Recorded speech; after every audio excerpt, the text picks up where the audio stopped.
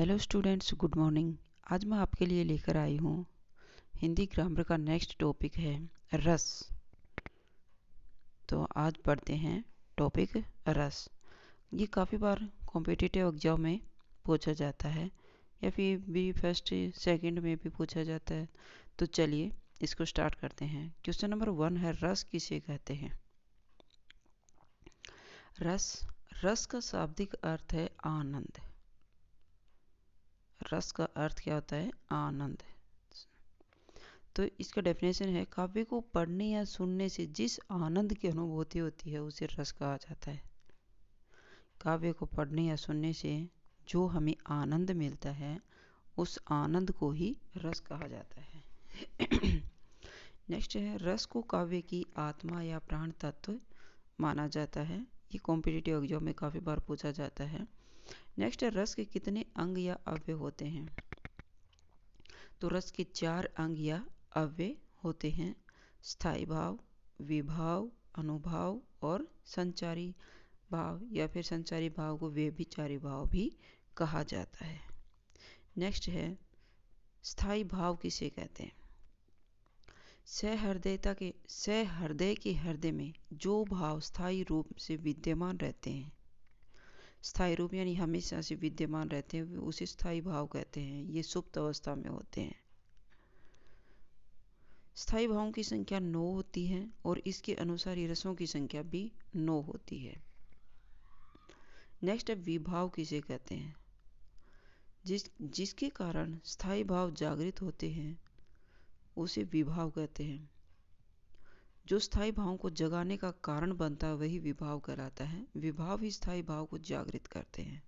विभाव 2 प्रकार के होते हैं, आलंबन विभाव और उद्दीपन विभाव। आलंबन, जिस व्यक्ति या वस्तु का सहारा पाकर स्थायी भाव जागते हैं वह आलंबन विभाव कहलाता है, जैसे नायक नायिका। नेक्स्ट है, आलंबन विभाव के 2 पक्ष होते हैं, आश्रय आलंबन और विषय आलंबन। आश्रय आलंबन, जिसके मन में भाव जगे वह आश्रय आलंबन, और जिसके प्रति या जिसके कारण मन में भाव जगे विषय आलंबन होता है।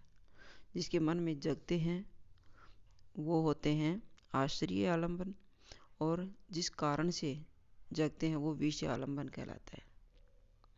जैसे जोकर की अजीब सी हरकतें देखकर हंसी आ गई। जोकर आश्रय आलंबन है और अजीब सी हरकतें विषय आलंबन है। यहाँ जोकर ही आलंबन विभाव है और उसकी अजीब सी हरकतें उद्दीपन विभाव कहलाती हैं, जो उद्दीप्त करती हैं। उद्दीप्त विभाव जो आलंबन के द्वारा जागृत भावों को उद्दीप्त करता है, जो उद्दीप्त जगाता है, उसे उत्पन्न करना, वही उद्दीप्त विभाव कहते हैं। अनुभाव किसे कहते हैं? स्थायी भाव जागृत होने पर आश्रय की बाह्य चेष्टाओं को अनुभाव कहा जाता है। जो स्थायी भाव को जागृत करने के आश्रय की जो बाह्य चेष्टाएं होते हैं अनुभाव कहलाते हैं। जैसे हंसना, कांपना, रोना, रोंगटे खड़े होना, ये सब क्या है? अनुभाव है, जो बाह्य आकार पे दिखाई देती है। अनुभाव की संख्या कितनी होती है? अनुभावों की संख्या 8 मानी जाती है। स्तंभ, स्वेद, रोमांच, स्वरभंग, कंप, विवर्णता या रंगहीनता, अश्रु और प्रलय। नेक्स्ट है, संचारी या व्यभिचारी भाव किसे कहते हैं? स्थायी भावों के साथ साथ जो मन में संचरण करने वाले, संचरण होते आने जाने वाले भाव संचारी भाव कहलाते हैं, और संचारी भाव ही व्यभिचारी भाव कहलाते हैं। संचारी भावों की संख्या कितनी होती है? संचारी भावों की संख्या 33 होती है। तो वो 33 भाव कौन कौन से होते हैं?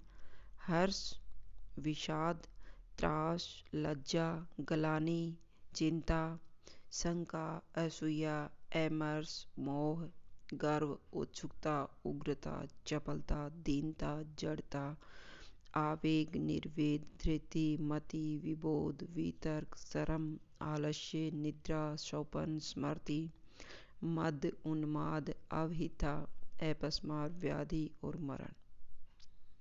और काफी बार पूछा जाता है अवहिता और अपस्मार कौन सा भाव है? तो ये हैं संचारी भाव। इनकी संख्या के संचारी भावों की संख्या कितनी होती है? 33 होती है। अनुभावों की संख्या कितनी होती है? 8 होती है। रस टोटल कितने होते हैं? 9 होते हैं। 10वां वात्सल्य रस को भी रस में गिन लिया जाता है, लेकिन टोटल होते 9 ही हैं।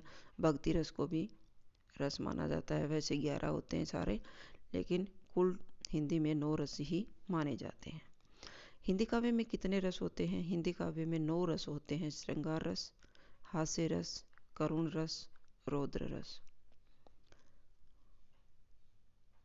भयानक रस, विभत्स रस, अद्भुत रस और शांत रस। कुछ विद्वान वात्सल्य को भी 10वां रस मानते हैं। तो चलिए, ये मैंने एक टेबल बनाई है, उसके अनुसार उसके स्थायी भाव और रस का पता चल जाएगा, आपको अच्छे से समझ में आ जाएगा। फर्स्ट है इसमें श्रृंगार रस का स्थायी भाव होता है रति, रति यानी प्रेम। हास्य रस का स्थायी भाव होता है हास। करुण रस का स्थायी भाव होता है शोक। रौद्र रस का स्थायी भाव होता है क्रोध। वीर रस का स्थायी भाव होता है उत्साह। भयानक रस का स्थायी भाव होता है भय। विभत्स का स्थायी भाव होता है जुगुप्सा, घृणा। अद्भुत का स्थायी भाव होता है विस्मय, हैरानी, आश्चर्य। शांत का स्थायी भाव होता है निर्वेद। और वात्सल्य का स्थायी भाव होता है प्रेम।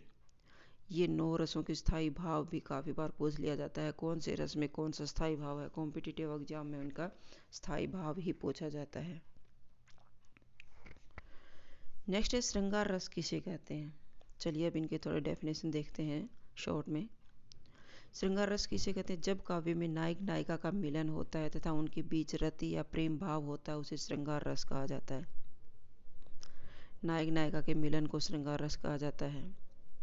श्रृंगार रस को रस राज भी कहा जाता है। कॉम्पिटिटिव एग्जाम में काफ़ी बार पूछा जाता है कौन से रस को रस राज की संज्ञा दी गई है, तो श्रृंगार रस को रस राज की संज्ञा दी जाती है। श्रृंगार रस के 2 भेद होते हैं, संयोग श्रृंगार और वियोग श्रृंगार। संयोग श्रृंगार होता है जहाँ नायक नायिका का मिलन होता है, वो संयोग श्रृंगार होता है। और वियोग श्रृंगार होता है जहाँ नायक नायिका का बिछुड़ना होता है, वहाँ दर्द भरी बातें वियोग श्रृंगार की होती है।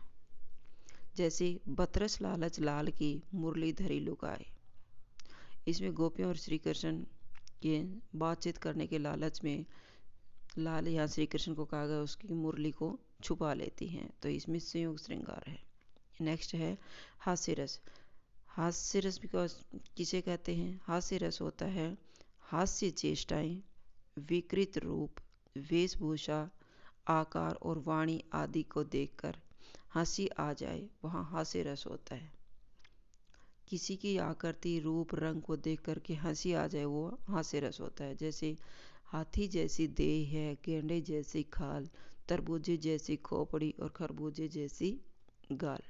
तो ये दोहा एक हंसी आने वाला दोहा है, किसी का मजाक उड़ाया गया है। तो चलिए नेक्स्ट है करुण रस किसे कहते हैं? जहाँ शोक दुख के कारण करुण रस उत्पन्न होता है, वो हाँ उसे करुण रस कहते हैं। जहाँ शोक और दुख उत्पन्न होता है वहाँ करुण रस होता है। जैसे ए मेरे वतन के लोगों, जरा आंख में भर लो पानी, जो शहीद हुए हैं उनकी जरा याद करो कुर्बानी। तो शहीदों की याद में ये करुण रस का है। रौद्र रस किसे कहते हैं? रौद्र रस होता है व्यक्ति के क्रोध की मुद्रा में रौद्र रस की उत्पत्ति होती है। जहाँ क्रोध होता है, व्यक्ति को जहाँ क्रोध आता है, उस मुद्रा को रौद्र रस में, उस मुद्रा में रौद्र रस की उत्पत्ति होती है।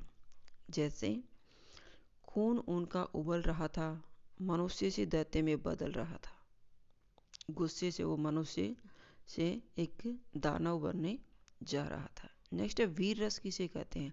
जहाँ काव्य में उत्साह के भाव जागृत होते हैं, वहाँ वीर रस होता है। यह उत्साह युद्ध, दान, धर्म आदि के लिए होता है। उत्साह किस लिए होता है? युद्ध के लिए होता है, दान देने का होता है, धर्म का होता है। जहाँ युद्ध उत्साह उत्पन्न होता है वहाँ वीर रस होता है। जैसे एग्जाम्पल है खूब लड़ी मर्दानी, वो तो झांसी वाली रानी थी, इसमें वीर रस है। नेक्स्ट भयानक रस किसे कहते हैं? भयानक रस में भय क्या उत्पत्ति होती है? जब किसी काव्य को पढ़कर या सुनकर भय उत्पन्न होता है वह भयानक रस होता है। जैसे सुनसान सड़क पर सन्नाटा था चारों ओर, लग रहा था डर, दूर भी थी भोर। तो अंधेरे में भय दिखाया गया है इसमें। नेक्स्ट विभत्स रस किसे कहते हैं? विभत्स रस होते हैं जहाँ किसी को देख करके घृणा उत्पन्न होती हो। विभत्स रस होता है घृणित वस्तुओं को देखकर या सुनकर मन में घृणा उत्पन्न होती है, वहाँ विभत्स रस होता है। जैसे गिद्ध और चील मंडरा रहे थे और चूहे को नोच नोच कर खा रहे थे, इसमें घृणा दिखाई गई है। अद्भुत रस किसे कहते हैं? जिन वस्तुओं के बारे में सुनकर या देखकर आश्चर्य होता है वह अद्भुत रस होता है। जैसे मछली चलकर जमीन पर आई, अचंभा देख ये साहिल भाई। तो ये आश्चर्य की बातें होती हैं, वहाँ होता है अद्भुत रस। शांत रस भक्ति के लिए होता है। जब चित्त शांत अवस्था में होता है उसे शांत रस कहते हैं। जिते चित्त बिल्कुल शांत अवस्था में होता है वहाँ उसे शांत रस कहते हैं। जैसे जब मैं था तब हरि नाही, अब हरि हैं तो मैं नाही, ये भक्ति के लिए इसका प्रयोग किया गया है। वात्सल्य रस किसे कहते हैं? वात्सल्य रस जो छोटे शिशु, पुत्र, शिष्य आदि के प्रति मन में जब प्रेम प्रकट होता है उसे वात्सल्य रस कहते हैं। जैसे मैया मोरी मैं नहीं माखन खाए, जैसे माँ बेटे का प्यार होता है। भक्ति रस किसे कहते हैं? जब भगवान के प्रति भाव जागृत होते हैं वहाँ भक्ति रस होता है। जैसे रघुपति राघव राजा राम, पतित पावन सीताराम। तो ये आपका चैप्टर यहीं कंप्लीट होता है। अगर आपको मेरी वीडियो अच्छी लगी हो तो प्लीज़ शेयर कीजिए, लाइक कीजिए और सब्सक्राइब करना न भूलें। और रस के टॉपिक से कोई भी कॉम्पिटिटिव एग्जाम में आने वाला क्वेश्चन इस टॉपिक से बाहर नहीं जाएगा, तो आप इसको अच्छे से 2 बार पढ़ लीजिए। Thank you. फिर मिलते हैं नेक्स्ट वीडियो में। Okay bye.